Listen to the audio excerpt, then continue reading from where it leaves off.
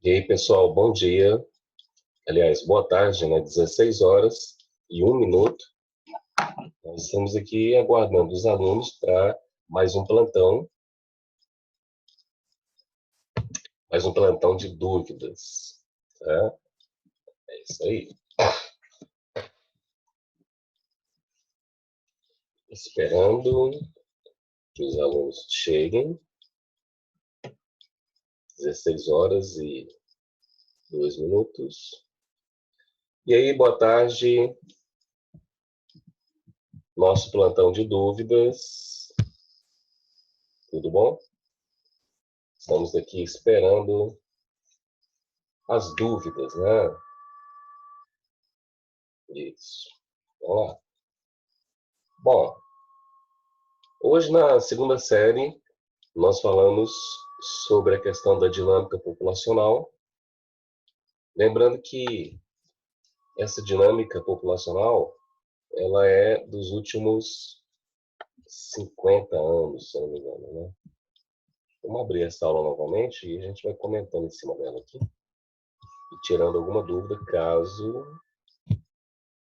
alguém tenha, né?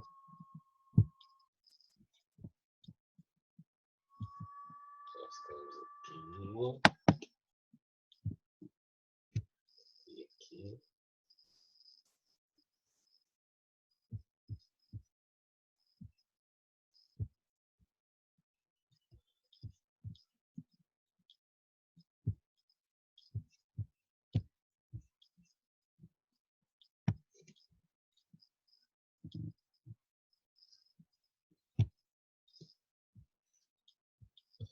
Bom, então nós temos aqui, né? Segunda série.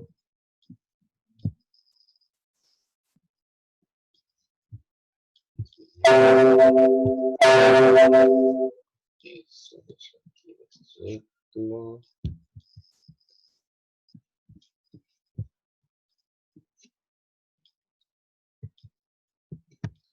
Tem uma pergunta? Deixa eu ver uma pergunta. Ah, essa é do primeiro? Legal. Vamos abrir do primeiro também. E aí, durante a gente vai explicando, quem sabe aparece uma dúvida. Né? Deixa eu ver aqui. Estou com dúvida na atividade do livro. Legal, legal, legal. Então, vamos abrir aqui a página do livro e vamos tirando dúvidas aqui.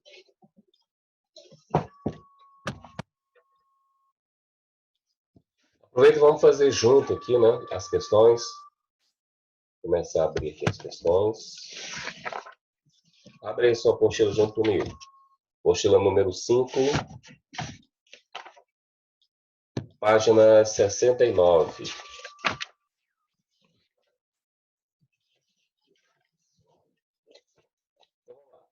Lá na página 69, começa pela questão número 9. Aqui em cima tem um quadrinho aqui e pede para você interpretar experimentos ou técnicas que utilizam de acordo com a tirinha, qual é o problema, ainda sem se utilizar essa fonte de energia. Então, vamos lá.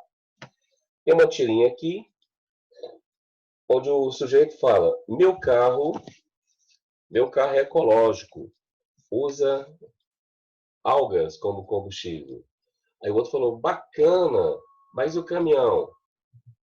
Esse é o tanque, ou seja, lá atrás do carro, o tanque. Então, você vai ter que usar muito combustível para poder resolver a situação do sujeito. Né? Algas constituem um grupo de organismos com reconhecida importância ecológica, com base nas cadeias alimentares aquáticas e econômicas, com fonte e fabricação de alimentos e cosméticos, outros produtos de higiene. Mas, recentemente, diversas pesquisas têm apostado nas algas como fonte alternativa de energia, como ilustra a tirinha. Ou seja, o carro que tem um tanque atrás do carro e nesse tanque estaria ali as algas. A quantidade de alga que precisa para fazer um carro funcionar ainda é muito grande. Aí o cara falou, de acordo com a tirinha, qual é o problema ainda em se utilizar essa fonte de energia? Ou seja, a quantidade de algas que você precisa para você fazer esse carro andar Em relação à gasolina, o tanque é pequenininho, fica ali debaixo do carro ali, cabe 25 litros de gasolina. A quantidade de água e algas é muito maior. Então, essa seria a resposta da letra A. Na letra B, ele fala que fazendo uma comparação com as plantas já empregadas na produção de biocombustíveis, ou seja, tem plantas que, no caso da mamônia, no caso de algumas plantas que produzem óleo, né? Professor, faz essas duas questões para mim quando terminar. Tá legal. Então, olha só. Nesse caso aqui, fazendo uma comparação com as plantas já empregadas na produção de biocombustível, ele quer que você aponte possíveis vantagens de algas em termos de produção de energia, procurando associá-las a características fisiológicas e estruturas das algas. Olha, as algas, elas têm a questão da fotossíntese, tá, que elas podem fazer, e tem a questão de utilizar as algas como fonte de geração de energia a partir da biodegradação dessa fonte. Então, você pode comparar que usaria uma quantidade maior de algas do que se usa de outras plantas. Porque, por exemplo, o biodiesel ele é feito a partir de uma quantidade pequena, né, de diesel, de óleo de cozinha para fazer o biodiesel. Então, a comparação seria a quantidade, tá bom? Eu vou ver as questões da menina lá e eu volto para resolver mais questões aqui dessa folha, tá bom? Gregório, pode explicar a doença de Chagas novamente? Posso, sem problema nenhum, tá? Então, vamos para as questões aqui que a menina trouxe lá da a Carla trouxe lá do cursinho.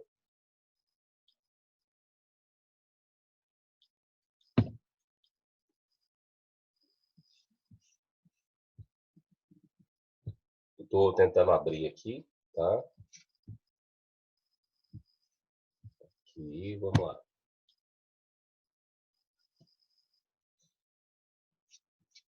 Cadê? Aqui. Vamos abrir aqui. Isso. Tá? Acompanha aí. Ele fala que as fêmeas do mosquito da dengue, Aedes aegypti, têm um olfato extremamente refinado. Além de identificar as coleções de águas para ovoposição, elas são capazes de detectar de forma precisa e eficaz a presença humana pela interpretação de moléculas de odor eliminadas durante a sudorese. Após perceber o indivíduo, voam rapidamente em direção à fonte alimentar, iniciando o repasto sanguíneo, durante o qual podem transmitir o vírus da dengue. Portanto, o olfato desempenha um papel importante para a sobrevivência dessa espécie. Tá, aqui tem a bibliografia aqui, de onde foi tirado e tal. Aí vem a pergunta. Medidas que interferem na localização do hospedeiro seria nós. O vetor seria quem está transmitindo o parasita. O vetor, nesse caso, seria o mosquito Aedes aegypti. O vetor, por meio dessa modalidade sensorial, inclui a colocação de tela. Não, olha, ele quer uma medida que interfere a, a localização, o mosquito nos encontrar. Vai ter que ser uma medida que interfere o cheiro, o olfato do mosquito. Então, eliminação de locais de ovoposição. Não, isso aqui tinha a ver com a reprodução. Instalação de borrifadores de água em locais abertos. Vamos ver. Conscientização para a necessidade de banhos diários. Não, isso a gente transpira até debaixo de chuveiro, né? Utilização de cremes ou pomadas com princípios ativos. Carla, eu acho que é a letra E de elefante. É quando você utiliza um repelente, por exemplo, para tentar o nome, repelente. Porque as outras alternativas aqui, elas são elas não interferem com o olfato, né, do inseto. A última interfere, tá? Deixa eu ver, tem uma perguntinha lá. É letra E mesmo. Eu não entendi esse princípio ativo. O princípio ativo é alguma substância que vai fazer... Por exemplo, existe uma planta chamada citronela. Não sei se você já ouviu falar dessa planta. Então, a citronela, quando você pega ela e você espreme e você tira o caldo das folhas da citronela, você pode usar esse princípio ativo, citronela, para poder fazer um creme, e esse creme vai ser utilizado para repelir. Então, geralmente, existe um princípio ativo, existe uma espécie de medicamento que é usado para fazer o creme, e esse princípio ativo é que vai interferir no olfato do inseto. É por isso que a gente passa determinados repelentes, e esses repelentes impedem que o mosquito encontre você. Ele está tirando ou está tampando o cheiro, né, natural nosso, o cheiro do suor. Professor, Digo, princípio ativo seria o mesmo que remédio? o princípio ativo é a substância que vai ser usada para fazer o remédio. Quer um exemplo? Qual é o princípio ativo da Novalgina? É uma substância chamada dipirona. Qual é o princípio ativo do Tilenol? É uma substância chamada paracetamol. Então, o princípio ativo é a substância a partir da qual a gente elabora, né, o medicamento. Como eu já havia falado daquela citronela, existe vela de citronela. A pessoa põe essa vela para queimar, esse princípio ativo vai ser liberado naquela fumaça da vela, vai espantar o mosquito da dengue ali de dentro. Seria essa a ideia aí. Tudo certinho? Entendi. Aí você pode só repetir por que a D está errada, professor? Deixa eu abrir lá.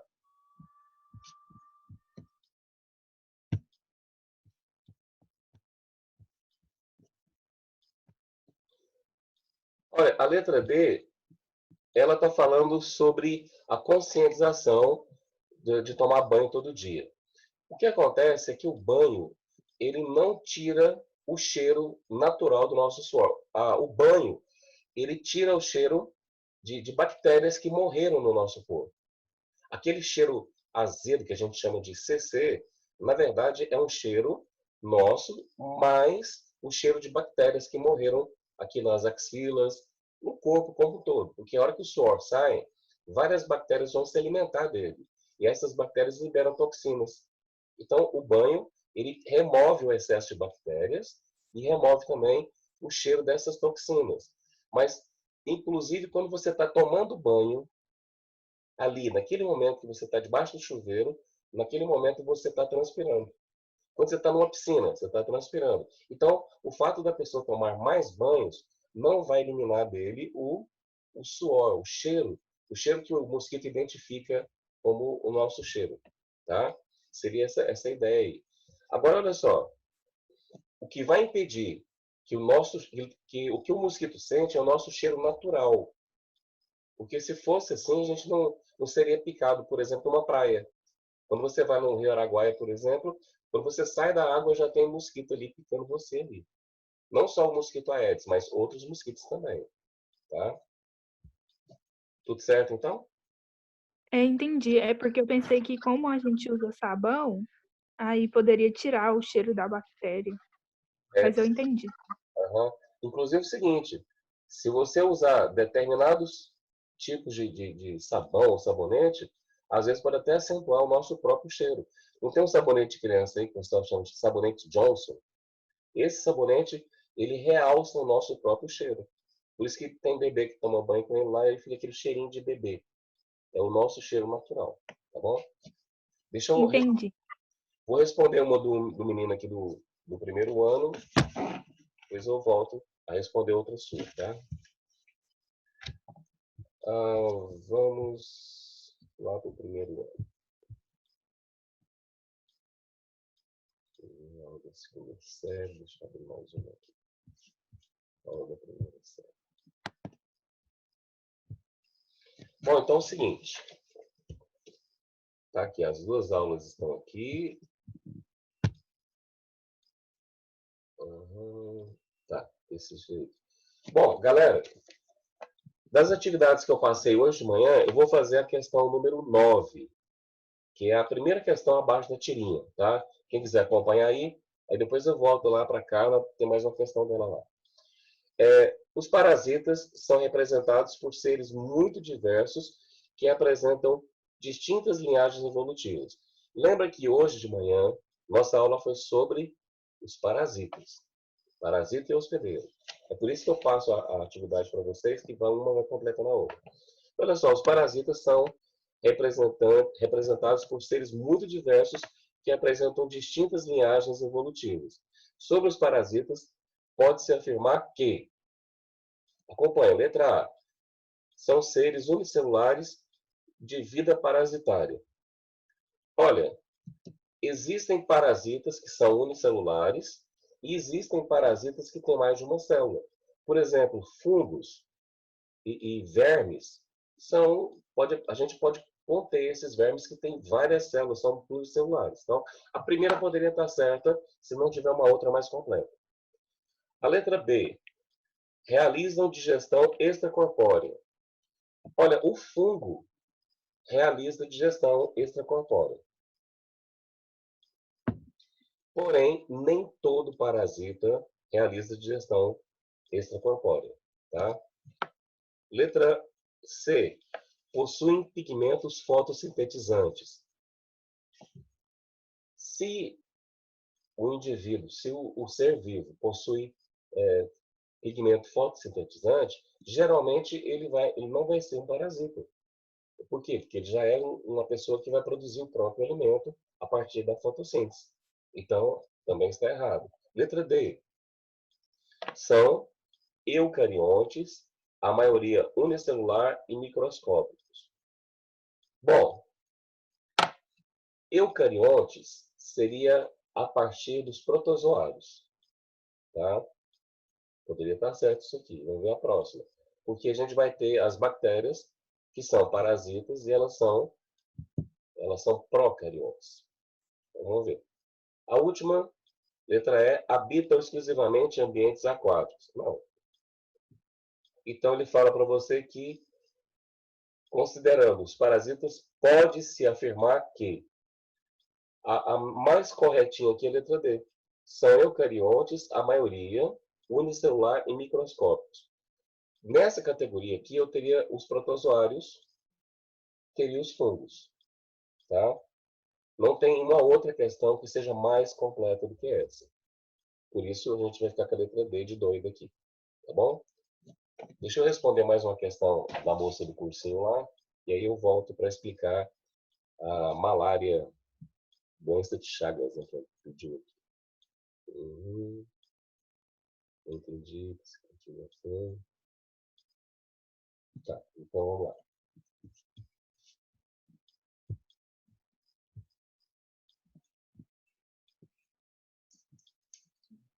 Deixa eu ver isso aqui.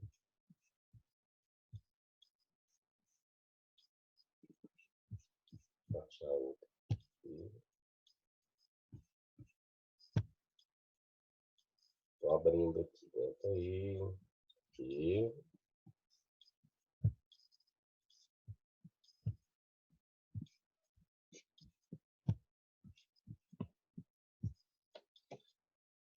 Bom, aqui nós temos questão número 91 aqui. Nanopartículas de sílica recobertas com antibióticos foram desenvolvidas com sucesso como material bactericida.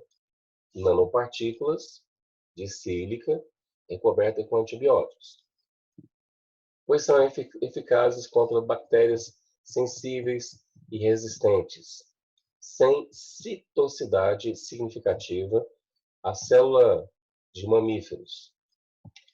As nanopartículas livres de antibióticos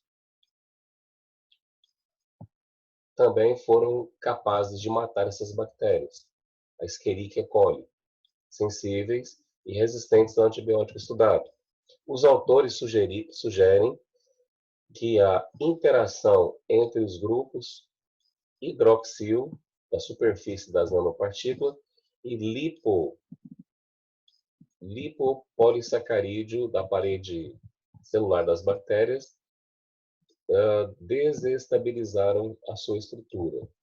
Então, tem um esqueminha aqui, que nós temos a parede celular, peptidoglicano, que nós temos uma camada lipoproteica aqui. Isso aqui seria uma bactéria gram negativa, gram positiva aqui. Tá? Fosfolipídio, a nanopartícula. Então, vamos.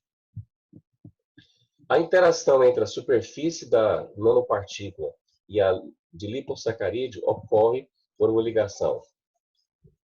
Cara, uma pergunta complicada dessa, uma resposta tão fácil dessa, tão michuruca dessa, né? É o seguinte. Quando você tem uma ligação, isso aqui, na verdade, é como se fosse uma ligação. A nanopartícula vai interagir aqui. Então, nós temos uma ligação de hidrogênio, uma ligação hidrofóbica, disulfeto, metálica ou iônica. Isso aqui é uma questão de química e não de biologia. Porque ela tem a ver com biologia, mas ela é uma questão que... Então, olha só. Aqui nós temos sílica. Sílica lá na tabela periódica é um tipo de metal, se eu não me engano. E aí, quando a gente tem uma ligação... isso aqui, quando ele fala que é um lipo, a ligação lipo tem a ver com gordura. A gordura, ou lipídio, ele não é ele não é polar. Se ele fosse polar, a gente teria uma reação mais simples, uma ponte de hidrogênio, por exemplo. Agora aqui eu estou em dúvida. Ó, hidrofóbica. Eu acho que é a letra B. Por quê? Porque o lipídio ele é hidrofóbico. Confere para mim, Carla, se seria isso aqui mesmo. Pois é, professor. Eu pensei exatamente a mesma coisa que você. Marquei B também, mas a resposta correta é A. E eu não entendi por que a se está falando que tem ligação com lipídio. Pois é. Lipopolissacarídeo, né? Mas você sabe quem é que vai responder isso para você? Alguém da química. Porque a pessoa vai ter que analisar essa natureza da ligação aqui. Porque aonde eu vi aqui lipídio, eu pensei numa ligação hidrofóbica, que é uma ligação onde não tem a participação de água, nesse caso. Essa questão é do Enem? Eu acho que é assim, é de um simulado, eu não tenho certeza se é do Enem, não, mas eu acho que sim. Olha, conversa com alguém da química, essa pessoa pode te explicar isso aqui. Isso aqui não é biologia. Apesar do contexto ser biologia, a gente está tendo nos exames em geral, não só no Enem, mas uma interação muito grande das matérias. O texto aqui, ele nos induz a achar que seja uma ligação hidrofóbica aqui. Tá? Agora, a famosa ponte de hidrogênio, ela vai acontecer em quase todas as ligações. Mas conversa com o professor de química, seu que ele pode esclarecer isso aqui, pode tirar essa dúvida sua, tá bom? Tá bom, professor, obrigada. Tá, vamos abrir aqui a aula de doença de Chagas para a gente poder só fechar isso aqui. Nós temos aqui. Vamos abrir aqui. Bom, um dos meninos aqui pediu para a gente ver a questão sobre a doença de Chagas. Vamos abrir aqui. Parasita escolher essa aula aqui mesmo. Abrir de novo para a gente montar passo a passo.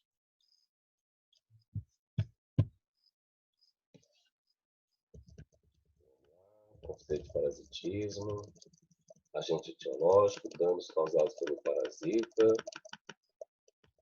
Tá. Vamos explicar de novo a doença de Chagas. A gente começa pelo agente causador. Eu coloquei ele em vermelho aqui e é muito importante que você perceba que isso aqui é um nome científico. E esse nome científico a gente não pode escrever ele de outra forma. Tem que ser com letra maiúscula no primeiro termo, cruz aqui no segundo. Então, esse aqui é o protozoário, é o agente que vai entrar dentro de você e vai causar doença. Então, quem é que vai levar esse agente? Essa palavra aqui, vetor, vetor é o mesmo que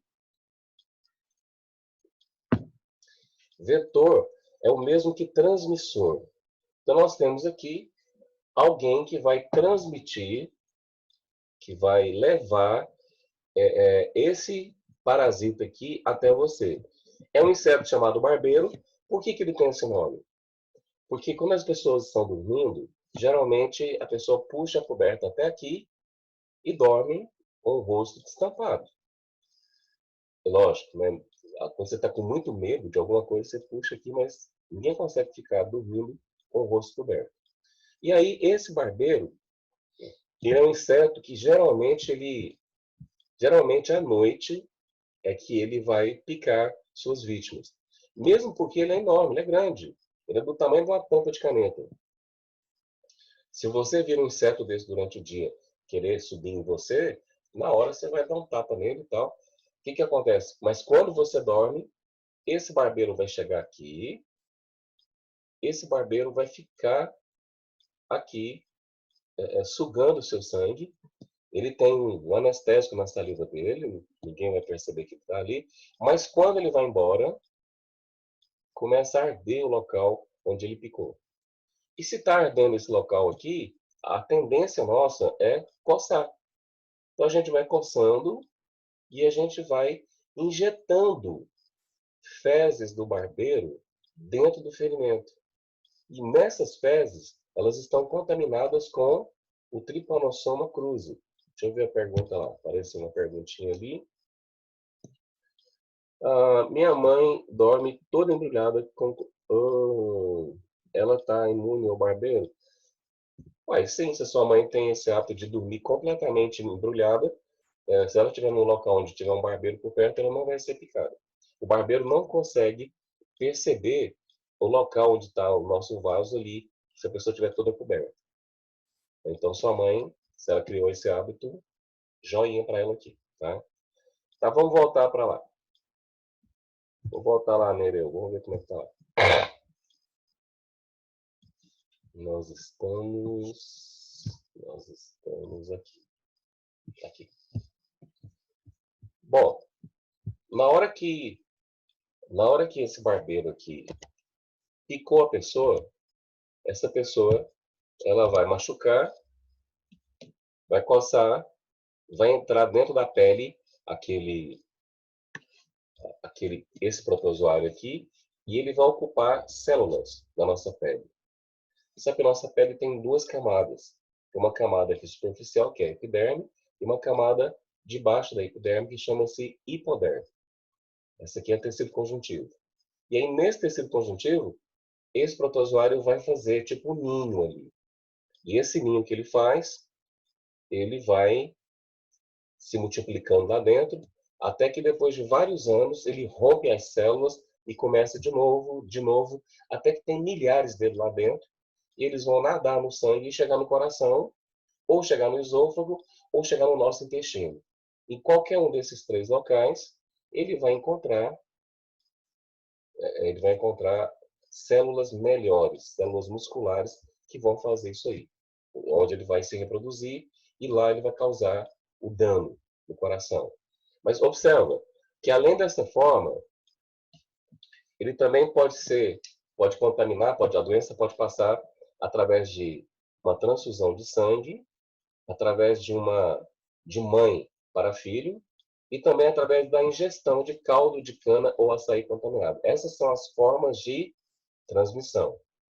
Então, ou o barbeiro vai picar a pessoa e vai defecar ali, vai ter fezes contaminadas, ou a pessoa vai receber a doença dessas outras formas. Vamos ver a perguntinha lá.